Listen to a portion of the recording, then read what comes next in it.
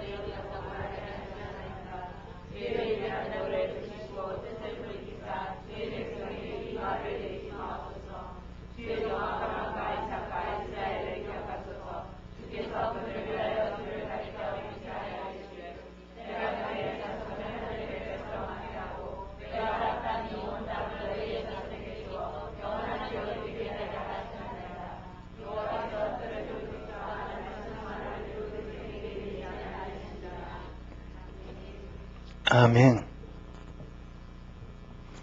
수요일 밤은 너무나 소중한 밤이죠. 오늘 밤을 그냥 놓쳐서는 안 됩니다. 오늘 밤은 여러분들을 위한 밤입니다. 옆 사람에게 오늘 밤은 당신을 위한 밤입니다. 오늘 밤을 놓치지 맙시다. 주님 이 밤에 여러분들을 또 만나 주실 겁니다. 우리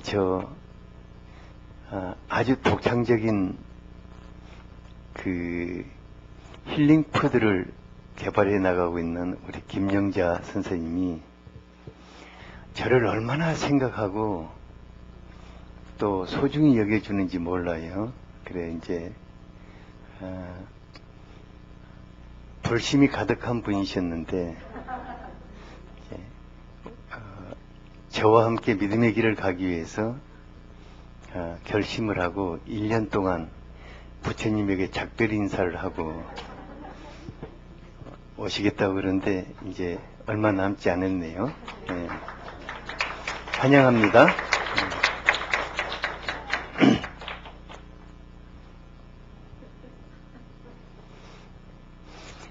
주일 말씀 통해서 하나님을 버리고 금송아지를 섬기는 이스라엘 백성들에 대해서 살펴보았습니다. 그러니까 하나님이 없는 사람들은 금송아지를 쫓아 사는 것이 너무나 당연하다, 안 하다. 너무나 당연한 것입니다. 그러니까 하나님이 없는 사람들에게 돈은 가장 소중한 그들의 우상입니다. 돈을 쫓고 돈으로 사는 것은 너무나 당연한 것입니다. 하지만 하나님의 사람들은 매 순간 하나님으로 살아야 할 줄 압니다. 그래서 오늘 여러분들이 하나님께 조금 더 가까이 갈 수 있게 되기를 바랍니다. 그리고 여러분들의 마음에 하나님이 임하시기를 바랍니다. 하나님이 오시면 됩니다. 이제 오늘은 금송아지를 섬기다가 멸망당할 운명에 처해 있는 이스라엘 백성들을 구원해내고자 하나님 앞에 매달려 강구하는 상한 목자 모세를 만날 수가 있습니다. 실제로 보니까 여호와께서 모세에게 이르시되 너는 내려가라. 내가 애굽 땅에서 인도하여 내가가 아니라 네가 애굽 땅에서 인도해 놓은 너의 백성이 부패하였다고 탄식을 하셨어요. 그러니까 이 구절에서 하나님을 배반하고 금송아지를 섬기는 이스라엘 백성들에 대한 하나님의 감정을 느낄 수가 있습니다. 하나님은 이스라엘 백성들을 자기 백성이라고 부르고 싶지 않았습니다. 출애굽할 때도 내 백성을 내보내라고 계속해서 동일한 메시지를 전했거든요.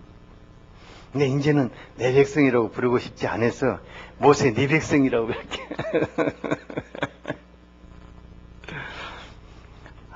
그러니까 패역한 자식을 저건 그냥 꼴도 보기 싫고 너 이제 내 자식이라고 난 말하고 싶지도 않다는 그런 아마 심정일 것 같아요.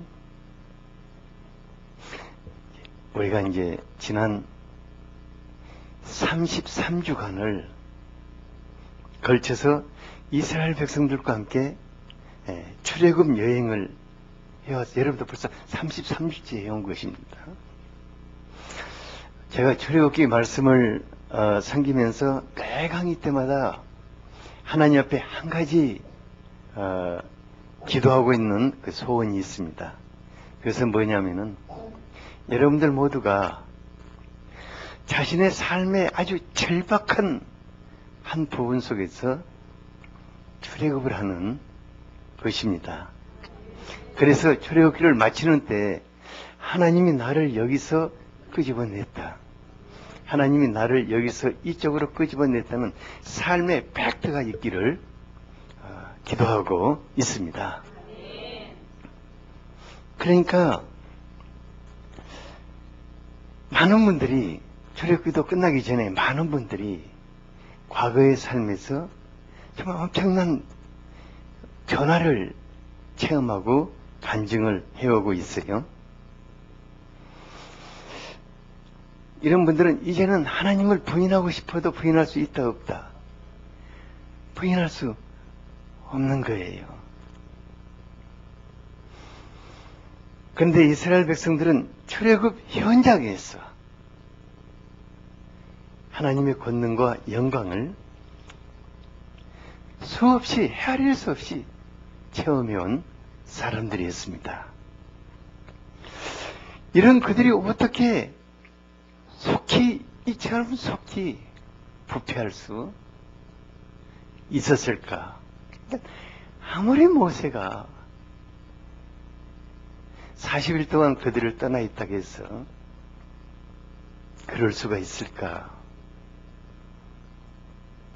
어떻게 도대체 자기들을 구원하셔서 지금까지 인도해 오신 하나님을 부정해버리고 금송아지가 자신들을 애굽 땅에서 인도해 낸 신이라고 경배할 수가 있을까? 상식적으로 이해가 갑니까? 안 갑니까?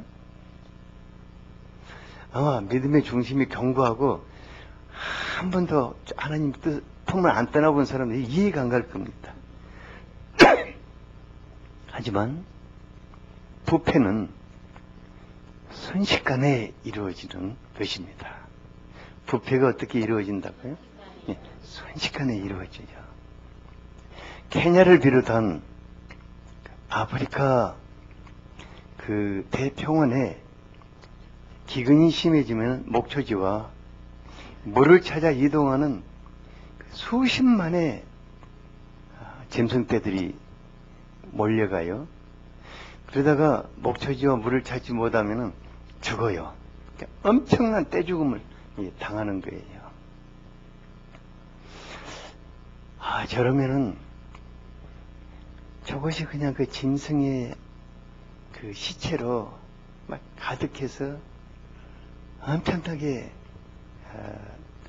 그 초원들이 이제 완전히 황폐화 되어버릴 것 같은데 그렇잖아요. 아주 놀랍게도 불과 며칠이면은 짐승의 사체가 완전히 분해돼 가지고 뼈만 남아요. 참 놀라워요. 이건 이렇게 말하면 맞아요. 독수리가 와서 다 뜯어먹고 뭐 하이에나가 와서 다 먹어치웠고 그런 게 아니에요. 그 눈에 띄지 않는 파리라는 손님이 찾아오기 때문이에요. 뭐가 찾아온다고요? 네, 파리. 파리가 조용하게 찾아와가지고 거기다가 알을 까고 가버려요. 그럼 그 다음날부터 거기 뭐가 생기죠? 뭐 구데기가 생기는데 그 엄청나게 큰 코끼리, 들소, 뭐 하마 같은 엄청난 덩치들이 그들의 그 짐승의 사체가 며칠이면 순식간에 완전히 다 분해돼서 뼈만 남게 돼요. 그래서 파리를 가르쳐서 초원의 청소부라고 말합니다. 그러니까 우리에게도 눈에 보이지 않는 손님이 다녀가면은 마음이 부패하고 신앙이 변절되는 것은 아주 순식간에 이루어지는 것입니다. 누구든지 그럴 가능성이 있는 것입니다. 내가 그런 가능성이 있다 없다? 있어요. 옆 사람에게 당신이 그런 가능성이 있습니까 없습니까 하고 물어보세요.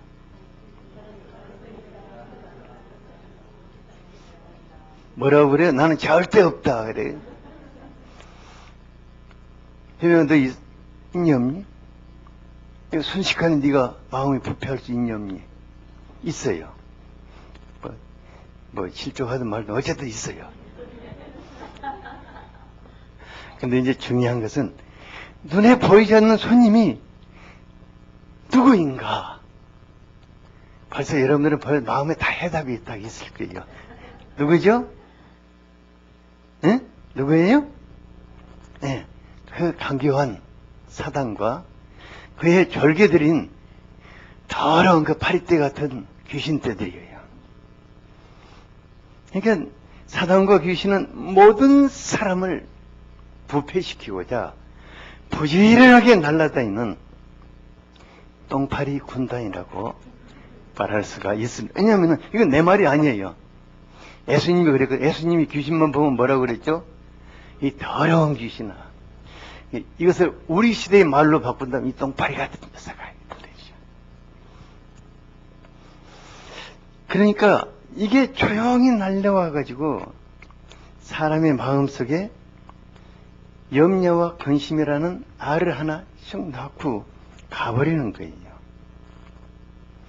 그런데 염려와 근심 속에서 그 알 속에서 태어나는 구데기란 게 뭐냐면은 태어나면서부터 뭘 외치냐면은 돈이 있어야 한다.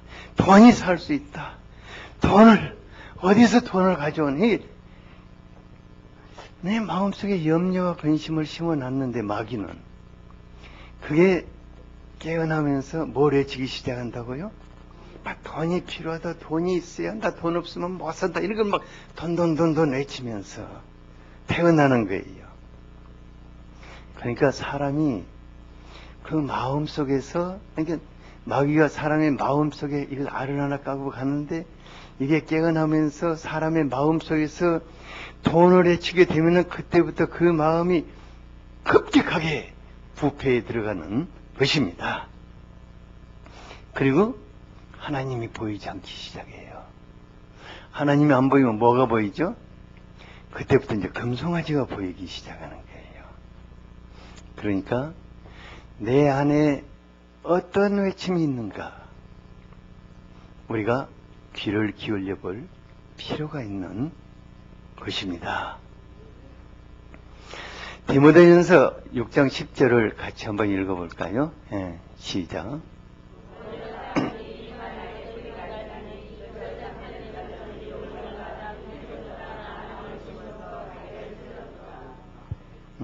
저 말씀을 딱 보면서 아멘입니다 할 수 있는 사람은 복 있는 사람이에요. 근데 저 말씀을 보면서 왜 저런 게 다 있나?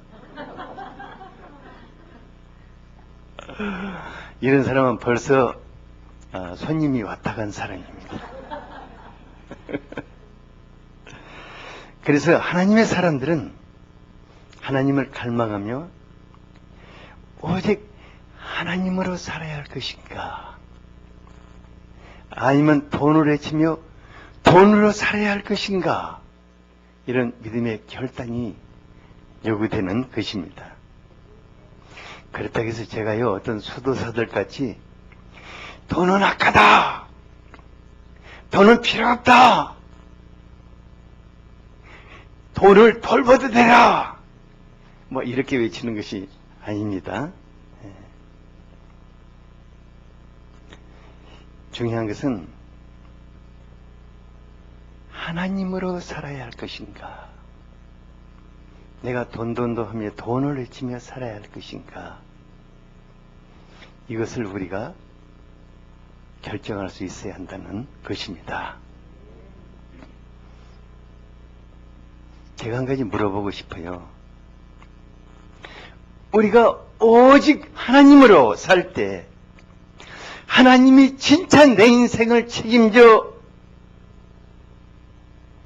주실 것이라고 믿습니까? 진짜 믿습니까? 내가 다시 한번 물어볼게요. 내가 하나님으로 살 때 하나님이 진짜 내 인생을 책임져 주신다고 믿습니까? 우리는 이 질문에 확실한 대답을 할 수가 있어야 합니다. 그러니까 여기서 안 해도 좋아요. 집에 가서 한번 해보세요. 그것에 대해서 내가 확실하게 대답할 수 있어야 합니다. 또 한 가지, 내가 오직 하나님으로 살 때 내가 돈이 필요할 때마다 하나님이 돈을 진짜 주실까? 이것에 대한 우리의 확실한 대답이 있어야 합니다. 여러분들이 하나님을 믿고 사는데 돈이 필요할 때마다 하나님이 진짜로 돈을 주신다는 것을 믿습니까? 진짜로 믿습니까? 고마워요. 그래야 돈에 매여 돈을 숭배하며 살지 않고 하나님의 말씀을 조차 살 수 있는 것입니다. 그때부터는 돈으로부터 자유하게 되는 거예요. 하나님의 이스라엘 백성들을 광야 40년 동안 아주 지속적으로 훈련시킨 한 가지가 있었습니다. 그것은 그들이 돈이 없었는데 먹고 살았다는 것입니다. 신명기 8장 2, 3절을 같이 한번 읽어보겠습니다. 예, 시작.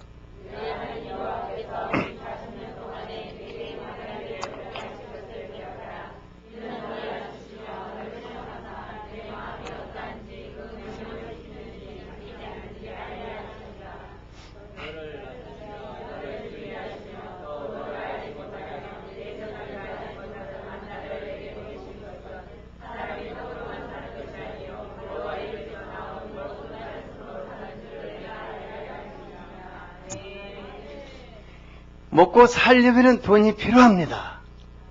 먹고 살려면 뭐 식자재 마트도 있어야 하고 홈플러스도 있어야 하고 다 있어야 해요. 돈도 벌어야 하고. 그런데 하나님이 아무것도 없는 것으로, 돈이 있어도 쓸 수 없는 것으로 데리고 가셨어요. 그리고 광야 40년 동안 하나님이 그들을 먹이시면서 너희들이 나의 말을 쫓아 살 때 내가 너희들을 먹이는 것을 보여주신 것입니다. 예수님도 오병이어를 가지고 5,000명을 먹이시면서 주님, 저 많은 무리를 먹이려면 엄청난 돈이 필요합니다. 그러니까 예수님이 돈으로 먹이는 것이 아니다 하고 오병이어를 가지고 5,000명이 배불리 먹고 남도록 하시는 것을 보여주신 것입니다. 제가요, 젊은 날 허리를 다쳐가지고 직장을 그만둔 후에 덤퍼리를 할 수가 없었어요. 이게 결혼을 하고 자식이 있었는데 덤퍼리를 안 하니까 어떻게 돼요? 정말 어려웠어요. 그런데 하나님이 그때 정말 돈이 없는 상태에서 하나님으로 사는 훈련을 시키셨어요. 정말 쉽지 않더라고요. 뭐 어떤 사람들은 뭐 까마귀가 엘리야 먹인 거 우리도 체험해야 한다. 근데 그건 안 해본 사람은 그런 소리예요. 나는 그런 거 하지 말라고 그래요. 왜냐면 얼마나 힘든지 몰라요. 그래서 그런 기도하지 마세요. 아주 호된 삶의 훈련이에요. 내가 지금도 잊을 수 없는 한 가지 사건이 있는데 뭐냐면은 아내 생일이 됐어요. 정말 선물을 사주고 싶은데 돈이 하나도 없는 거예요. 그때 내가 길에서 동전을 하나 주었어요. 그게 지금 생각하면 100원짜리인지 500원짜리인지 잘 모르겠어요. 그래서 이제 그걸 가지고 가서 땅콩 장사 아저씨한테 사정을 해갖고 땅콩 한 주먹 얻어가지고 아내 손에 쥐어줬는데 제 마음에 정말 어려웠어요. 진짜 어려웠어요. 아내의 생일로 막 땅콩 한 주먹 줘도 야 낭만적이다 뭐 이런 이게 아니에요. 비극이에요. 근데 이제 그때 언제까지나 가난과 궁핍 속에서 살 것 같았지만은 그렇지 않았어요. 그 시련의 첫날이 지난 후에는 돈이 있을 때나 돈이 없을 때나 돈에 매여서 염려해 본 일이 거의 없어요. 또 그렇다고 해서 뭐 돈에 인색하거나 돈을 뭐 욕심내지 않고 필요할 때마다 내 아버지께 구하는, 그러니까 아버지가 얼마나 풍성하게 주시기를 원하시겠어요? 그래서 아버지로 살게 되는 그런 삶을 그 후로는 계속해서 이렇게 살고 있어요. 어떤 분들은 우리 아이들 결혼시킬 때 목사님 뭐 저금 해놓은 거 있으세요? 그래. 없다. 그럼 어떻게 결혼시키려면 그들의 아버지가 풍성케 하실 것이다. 단 딱 한 가지 기도만 했어요. 하나님, 당신의 아들들입니다. 이들이 목사의 아들이기 때문에, 목사의 딸이기 때문에 우리는 정말 눈물을 흘리며 결혼했다. 이런 소리 안 듣게 해주세요. 그분이 다 하셨어요. 교회 경영도 돈 때문에 막 염려하거나 잠 못 자면서 내가 어떻게 하면 우리 성도들의 호주머니를 좀 털어내고 어떻게 하면 주어 차낼 수 있을까, 이런 궁리를 제가 해본 일이 없어요. 지금도 이제 재정 실무자한테 요즘 뭐 쌀떡이 쌀이 떨어져 가는가 이렇게 물어봐요. 아니요? 그러면 그만이에요. 그래서 한 가지, 젊었을 때 하나님으로 사는, 누구로 사는? 하나님으로 사는 훈련을 받으면은 나이가 들어서 고생을 덜 하게 됩니다. 그러니까 젊었을 때 피하지 마세요. 젊었을 때 부딪히기를 바랍니다. 절대 내가 하나 보장해 줄게요. 하나님의 사람은 절대 안 굶어 죽는다. 하나님의 까마귀를 통해 먹이든지 아니면 생쥐를 통해 먹이든지 아니면 뭐 깨구리를 통해 먹이든 뭘로 다 먹여서 살린다는 것입니다. 내가 보증해요, 그건. 그런데 젊어서 훈련을 안 받으면은 나이 들어 이런 훈련을 받는다 하면 정말 힘들어요. 그냥 젊었을 때는 굶을 힘이 있어요. 물만 먹고 버틸 힘이 있는데 나이가 들면 못해요. 젊어서 받읍시다. 젊어서 하나님과 함께 사는 법을 배우기를 바랍니다. 그래서 믿음으로 돈의 유혹을 이긴 사람은 돈의 욕심을 내지 않고 살 수 있고, 믿음으로 가난의 시련을 이긴 사람은 다시 돈을 섬기는 그런 사람이 아니라 하나님으로 살 수 있는 사람입니다. 이 세상에서 가장 넉넉하고 가장 여유롭고 가장 풍성한 삶을 살 수 있는 것입니다. 옆 사람에게 지금부터 하나님으로 사는 법을 배웁시다. 그렇게 되기를 바랍니다. 금송아지를 향해 너희를 애굽 땅에서 인도하여 낸 너희 신이라고 외치는 백성들을 보신 하나님께서 모세에게 어떤 결심을 내비치셨습니까? 우리 10절을 같이 한번 읽어보죠. 시작.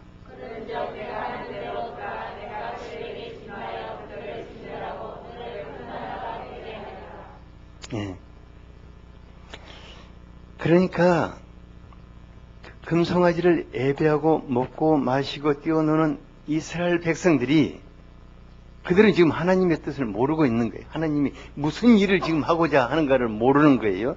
근데 그들이 만약에 모세에게 하는 말을 들었다면 어떻겠어요? 아마 그들은 완전히 그냥 기절했을 것 같아요. 그들은 자신들에게 운명의 날이 지금 다가오는 줄 알지 못한 채 금송아지를 숭배하면서 먹고 마시고 뛰어놀고 있었어요. 그 폼페이 최후의 날 있지 않습니까? 그때 운명의 날을 알리는 화산이, 간헐적인 화산이 계속해서 뿜어 올라왔어요. 푹 뿜어 올라오고 푹 뿜어 올라오고 그랬거든요. 근데 로마 귀족들이 그것을 불꽃놀이로 생각하고 그 폼페이로 다 모여들어서 저녁에 만찬을 즐기면서 그걸 즐긴 거예요. 그런데 어느 날 밤에 그 안에 있는 마그마가 다 토해내가지고 폼페이라는 시 전체를 확 덮어버렸거든요. 지금 이 사람들이 그걸 모르는 거예요. 하나님이 진멸하신다고 하면 진멸하는 겁니까? 안 하는 겁니까? 다 끝장나는 거예요, 그냥. 그런데 정말 놀랍게 하나님께서 모세에게 하신 말씀을 조금 더 그 이면을 살펴보면은 하나님의 또 다른 마음을 우리가 느낄 수 있습니다. 하나님은 모세에게 백성들을 진멸할 것을 말씀하시면서 뭐라고 했냐면은, 내가 하는 그대로 그냥 두어라.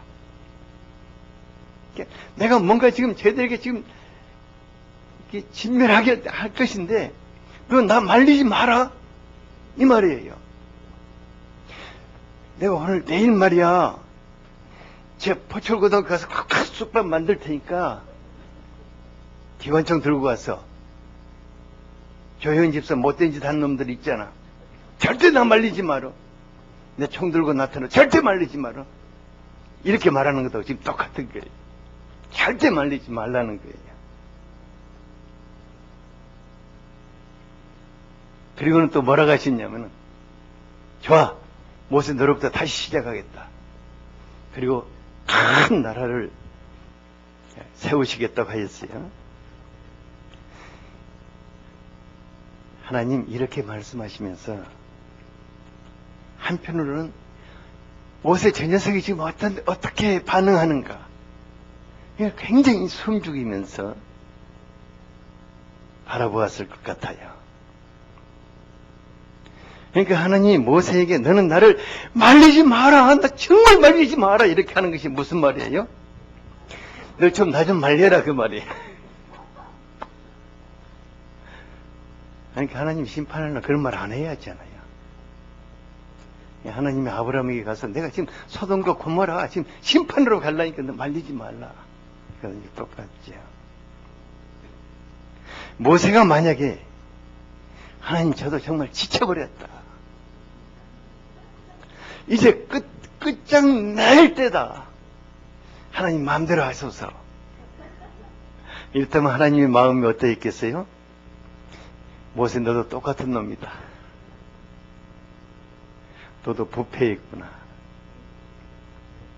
그런데 모세는 그렇게 하지 않았어요. 마음이 부패하고 자기가 40일 동안 낮과 밤 한 물도 마시지 않고 하나님 앞에서 기도하면서 참 말씀을 받으러 갔는데 그 동안을 못 참아가지고 그냥 금송아지 만들어가지고 그 숭배하고 있는 그들,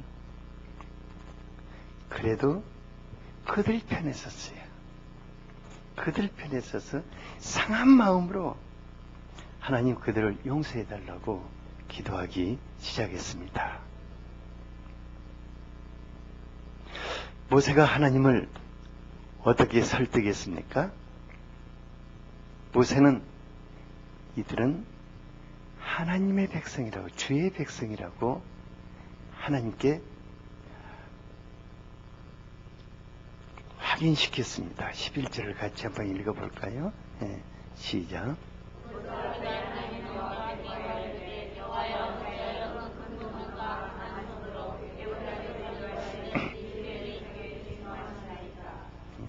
하나님, 모세 네가 애굽에서 인도해 놓은 네 백성이라고 이렇게 했는데 모세는 거꾸로 확 뒤집어가지고 당신이 큰 권능과 강한 손으로 애굽에서 인도해 냈지 않느냐. 주의 백성이다. 그러니까 이 말이 무슨 말이냐면 당신의 백성이니까 당신이 그들을 진멸할 수 있다 없다? 없다 그 말입니다. 이 말씀, 이 모세의 이 하나님을 향하는 모세의 이 한마디 속에 어떤 상황 속에서도 우리에게 소망이 있는 것은 우리가 하나님의 백성이라는 것입니다. 누가 우리를 구원하셨습니까? 하나님이 우리를 구원하시고. 누가 지금까지 우리를 인도해 오셨습니까? 하나님이 인도해 오신 것입니다. 그러니까 죄와 허물통에서 투성인 우리 자신을 생각하면은 축복은커녕 날마다 저주를 받아야 마땅하지 않을까 생각되지만은 그렇지 않는 것입니다. 우리는 하나님의 백성이고 우리는 하나님의 아들, 딸들입니다. 그래서 하나님의 긍휼과 자비를 기대할 수 있는 것입니다. 우리 시편 103편 1절에서 5절 이 말씀 여러분들의 것이 되기를 바랍니다. 예, 시작.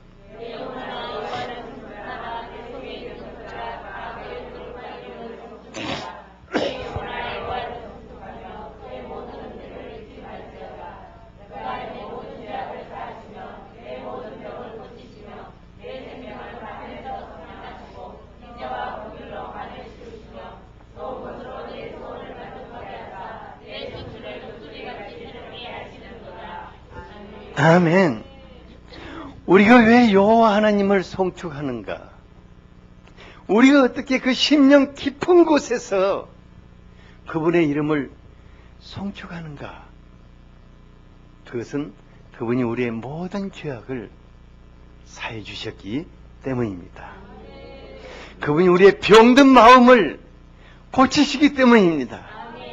그분이 우리를 생명의 그 파멸 속에서 속량하시고 인자와 궁일로 관시우셨기 때문입니다. 속량했다는 것은 하나님이 대신 값을 치르시고 우리를 그 속에서 끄집어냈다는 것입니다. 그리고 정말 좋은 것으로, 자격 없지만 좋은 것으로 우리의 소원을 만족시키시며 우리의 청춘을 독수리같이 새롭게 하신다고 하였습니다. 저는 이 말씀 보니까 너무 기뻐요. 제가 나이가 좀 먹었지만은 하나님이 나를 새롭게 하실 때 내가 청춘과 같은 독수리와 같은 힘을 얻을 수 있다? 거기까지는 안 바라지만은 내 나이에 걸맞는 힘을 갖게 하실 것 같아요. 우리 하나님 주의 백성들에게 이렇게 축복하십니다. 모세는 그러기 때문에 당시 진멸해서는 안 된다 그 말이에요. 둘째는 하나님 애굽 사람들에게 비방거리가 되겠습니까? 하고 지금 말하는 게 12절을 같이 한번 읽어보죠. 시작.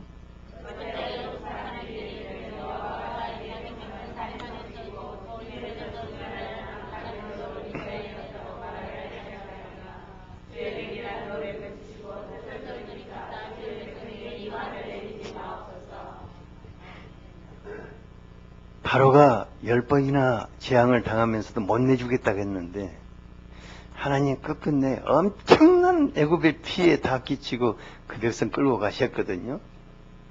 그리고 광야에서 다 죽여버리면 어떻게 되겠습니까?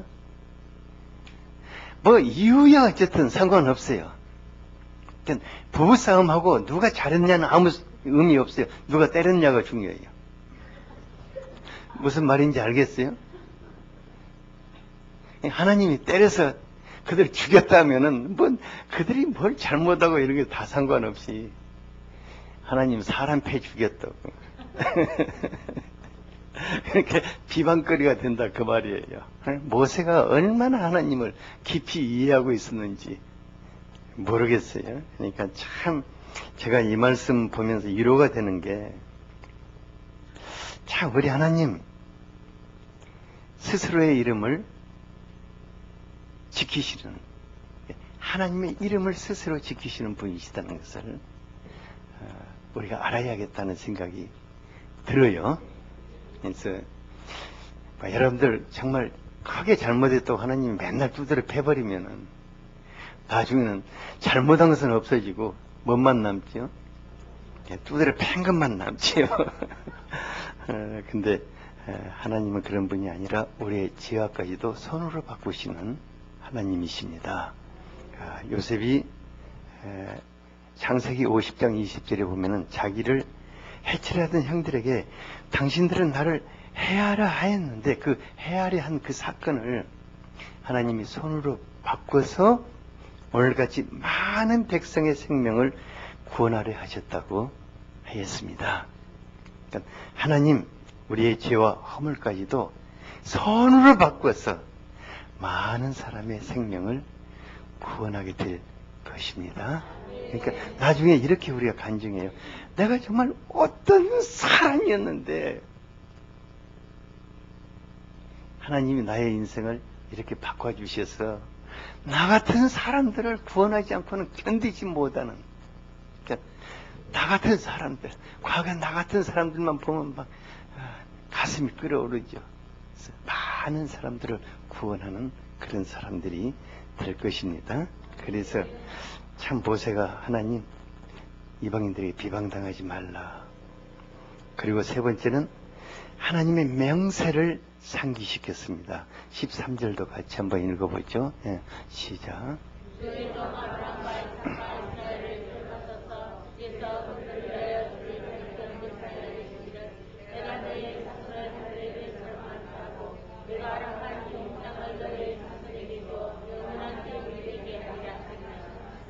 네, 모세가 지금 금송아지 지금 섬기고 있는 이 사람들이 누구라고 그랬어요? 아브라함과 이삭과 이스라엘의 자손들이다. 그러니까 이거 지금 하나님에게는 정말 힘든 말이에요. 그냥 하나님이 나타나실 때마다 하나님의 이름을 누구라고 그랬죠? 아브라함과 이삭과 야곱의 하나님이다. 그런데 이 말은 뭐냐면은 하나님이 아브라함과 이삭과 야곱에게 하신 그 약속이 이들에게 묶여져 있다는 것입니다. 그러니까 하나님께서 조상들에게 맹세한 것을 다 이루기까지는 하나님 이들을 멸해서는 안 됩니다 하고 지금 기도하고 있는 거예요. 그러니까 밉지만은 버릴 수 없는 사람들이 저 사람들이고, 포기하고 싶지만은 포기할 수 없는 사람들이 이 사람들이고, 때려 죽이고 싶지만은 죽일 수 없는 사람들이 누구라고요? 이들이다. 그 말이거든요. 이것이 하나님의 자녀가 된 우리가 누리는 은혜가 아닌가 싶습니다. 왜냐하면 우리가 예수 그리스도의 십자가와 보혈로 하나님의 구원의 약속에 묶여있는 자들인 것입니다.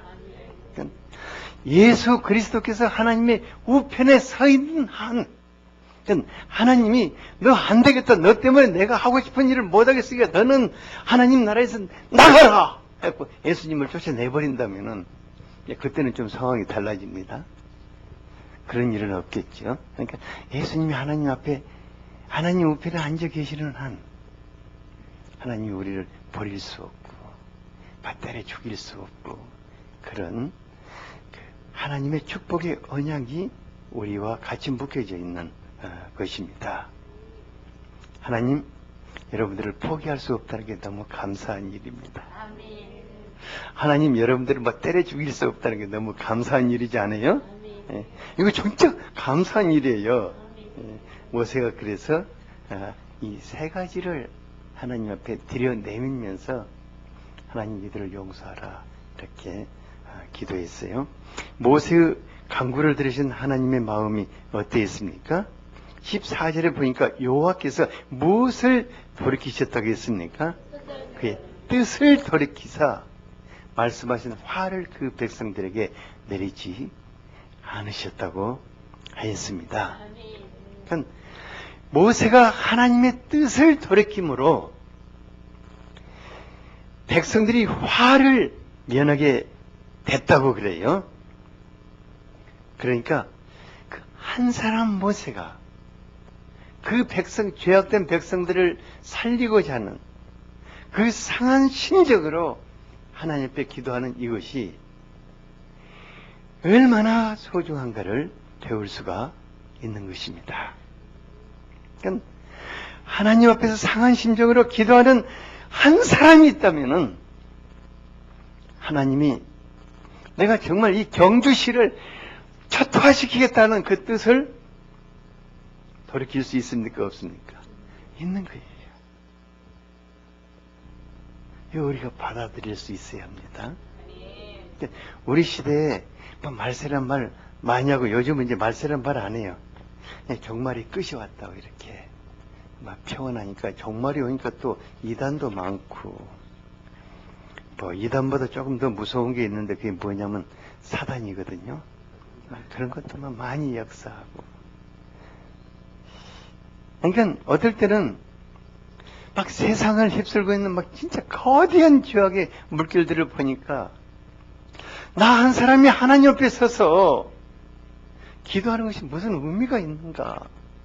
어제 저녁에 이제 어떤 방송에서 동성애 문제를 꺼냈는데, 동성애를 동정하는 사람과 동성애를 반대하는 사람과 딱 반틈이더라고요. 참 놀랍다는 생각이. 근데 이제 찬성하는 편이 더 많아졌더라고요. 막 이런 세상에서 여러 가지 회의적인 생각도 들고 세상이 갈수록 악해지니까. 하지만 어느 시대든 많은 사람들이 힘을 합해서 큰 구원의 역사를 이뤄낸 적은 없습니다. 다른 사람들이 다 타락했을 때, 세상에 진짜 희망이 없을 때,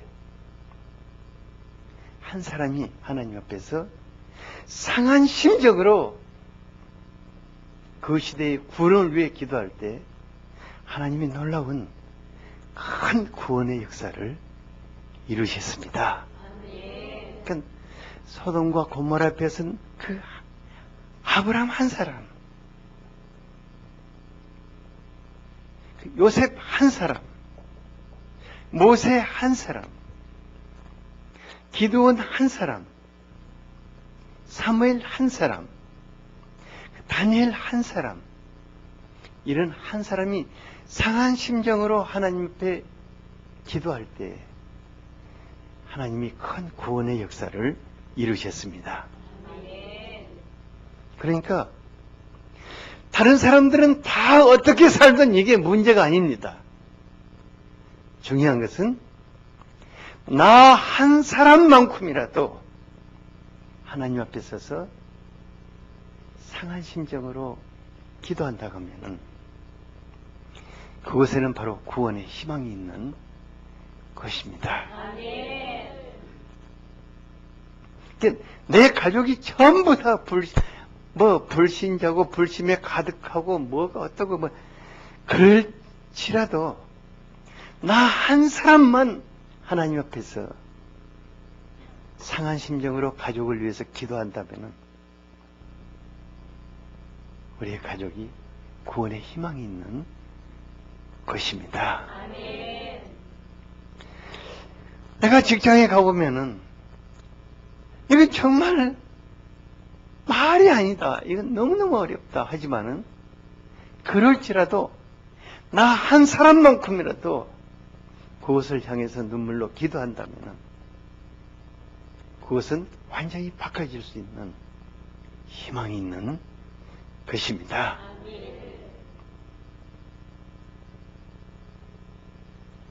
우리가 경주에 왔을 때 경주는 불심과 무덤의 도시였거든요. 정말 우리는 이 도시에서 뭘 할 수 있을까? 왜냐하면 자고 일어나서 보면 간판도 띄워버리고 저기다 뭐 세우는 것 갖다 불 태워버리고 참 힘들었는데 우리가 이 도시를 가슴에 품고 하나님 옆에 기도할 때 엄청난 변화의 역사를 일으키시는 것을 보고 있지 않습니까? 그러니까 정말 금송아지를 섬기는 금송아지가 그냥 신이 되어버린 그들 말 똑같아요. 우리 시대 금송아지가 신이 되어버렸지 않습니까? 이런 시대에 또 교회도 금송아지를 막 섬긴다고 난리예요. 그래서 타락한 세상의 교회를 타락했다고 손가락질해요. 이게 정말 뭔지 잘 모르겠어요, 저는. 그럴지라도 우리 한 사람 하나님 앞에서 우리 시대를 품고 기도한다면 큰 구원의 역사를 소망할 수 있는 것입니다. 또 한 가지, 한 사람이 구원을 받을 때, 한 사람이 기도하는 것도 중요한데 한 사람이 구원을 받을 때 하나님이 얼마나 기뻐하시는가. 누가복음 15장 7절을 같이 한번 읽어보죠. 네, 시작. 내가 너희에게 이르노니 이와 같이 죄인한 사람이 얘기하면 하나님은 성리자 여기 없는 너희 99으로 말미암아 일반으로 말하리라. 이건 말도 안 되는 소리 같아요. 왜냐하면 회개하는 사람 한 사람하고 정말 하나님 앞에 사는 99하고 누가 소중합니까? 문제가 누가 소중하니? 이게 예수님의 말씀 말도 아닌 것 같아요. 그런데 말입니다. 왜냐하면은 죄인 한 사람이 회개해서 하나님께 돌아오고 또 죄인 한 사람이 다른 사람을 통해서 하나님께 돌아오다 보면은 이것이 99이 되기 때문입니다. 그리고 더 가다 보면은 이것이 하나님의 나라가 되기 때문입니다. 그러니까 하나님 앞에 한 사람이 99이고 하나님 앞에 한 사람이 하나님의 나라인 것입니다. 그래서 나 한 사람이 다른 사람 한 사람을 이끌고 오는 이것이 한 사람이 아니라는 것을 알아야 합니다. 우리 최 목사님을 우리 하나 집사가 이끌고 저쪽에 아주 가냘픈 하나 집사가 이끌고 왔죠. 그때 왔을 때 맞아 죽을 줄 알았는데 아니 이 한 사람이 하나님의 나라를 이루는 거예요. 그렇지 않습니까? 그렇죠? 저도 마찬가지예요. 우리가 가족과 직장, 우리 도시를 향한 상한 심정으로 기도하지만은 하나님께로 인도할 수 있는 사람은 한 사람입니다. 그렇지 않습니까? 이번에 우리가 새생명 전도 축제를 이런 심정으로 준비했으면 좋겠습니다. 그러니까 이 한 사람이 하나님의 나라가 된다는, 이 한 사람이 결국은 이 도시가 된다는 이런 믿음을 가질 수 있게 되기를 바랍니다. 하나 기도하겠습니다. 아버지 하나님, 오늘 저녁에 우리가 하나님께로 조금 더 다가갈 수 있도록 은혜 주신 것을 감사합니다. 아버지 하나님, 우리의 마음속에서 우리가 세상을 살아야 하기 때문에 돈이 필요합니다. 하지만 우리의 마음속에서 돈이 신이 되지 않게 하여 주시기를 원합니다. 아버지 하나님, 우리가 정말 저주받아 멸망당해야 할 이 시대, 또 그런 사람들을 볼 때 모세와 같이 하나님 옆에 상한 심정으로 기도하는 사람이 될 수 있기를 원합니다. 한 사람이 있을 때 우리 시대가 희망이 있는 줄 믿습니다. 내가 선 곳에 나 한 사람이 하나님 앞에 상한 심정으로 기도한다면 그곳에 희망이 있는 줄 믿습니다. 아버지 하나님, 이런 심정으로 이 밤에 기도하는 밤이 될 수 있기를 원합니다. 예수 그리스도 이름으로 기도하였습니다. 아멘.